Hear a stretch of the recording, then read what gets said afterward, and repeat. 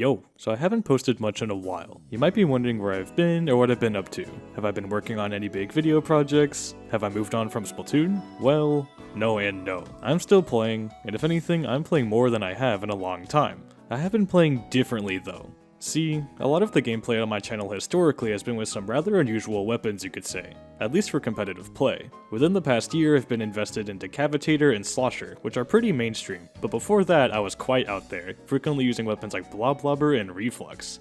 Even then though, with weapon classes like Sloshers and Splatanas, while they're popular and agreed upon to be strong, they do demand their fair share of unique skills and playstyles to really use them well. I did see some amount of success with these weapons and overall was having a great time, but there's one issue I couldn't ignore. I got way too deep in the sauce, man. Whether I was playing a meta weapon like Decapitator or some super niche weapon like Bloblobber, one thing has been consistent with me for years, and that's that I've always played gimmicky weapons like these. What I mean by that is that for me to gravitate to a weapon, it's always had to have some sort of strange and honestly unfair mechanic that it uses to win its fights and define its playstyle. Decapitator glides towards people and instantly blows them up, Bloblobber plays 4D chess, and other sloshers and blasters can hit all sorts of shots on targets that other weapons can't. I've always loved learning and mastering these gimmicks and using them to their fullest, but in doing so I've grown to use them as a crutch. For someone seen as a high-level player, who's played in hundreds of tournaments over nearly a decade, achieved 3000 X power and more, it's pretty embarrassing if you were to put a splatter shot in my hands and tell me to 1v1 a shooter main with only a few hundred hours on the game that I'm not sure I'd even be able to beat. Hell, I even played in a high XP 1v1 tournament a few months ago, and I did pretty terribly. That may not be a big deal for many of you.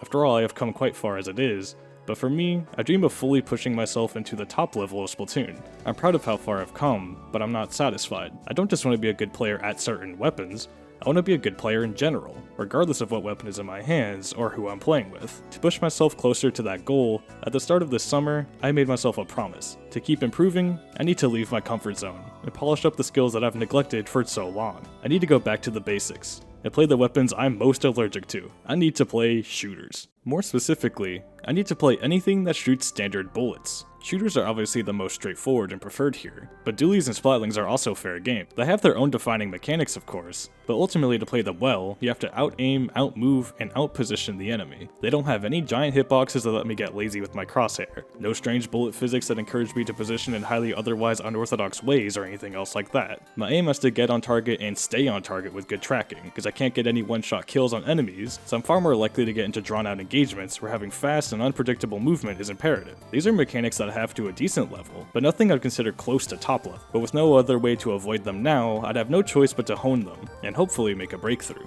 And honestly, that's about where I'm at now. I've been trying all sorts of shooters, dualies, and splatlings, enjoying some more than others, but overall ensuring I don't stick too close to any one of them for too long. I don't want to make any one weapon into my identity again and let it dominate my playtime and my skill set. So by continually swapping things up, I'm ensuring that I'm focused on universal mechanics and skills and don't let anything become too specialized. The jury is still out on if this is how I'll approach it long term, as there is a lot of value in letting yourself master specific weapons. But right now, I don't think that's what I need. Also, funny enough, for someone who's been so avoidant of these weapons for so long, the more comfortable I get with using them, the more I realize I honestly quite like them. So we'll see if once I feel satisfied with my work on these weapons, if I'll return back to my old gimmicky favorites with newfound skills, or actually stick to this new timeline. With all this said, aside from just giving old viewers an update on what I've been up to, I also want to use this video as a starting point for context and purpose in making more gameplay focused content. I'd love to share my progress as my skills develop with shooters and similar weapons, as well as show off which weapons I'm trying and what I think of them as I go through with different ones. A lot like my recent Twinkles Dualies video, but hopefully more frequently. Speaking of that though, if you want to see more gameplay than what I post here,